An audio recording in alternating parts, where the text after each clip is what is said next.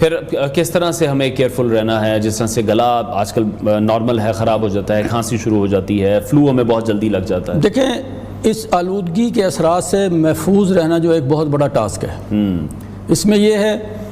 کہ ہمیں اٹھنے کے بعد فوری طور پہ جیسے کہ ہم برش کرتے ہیں،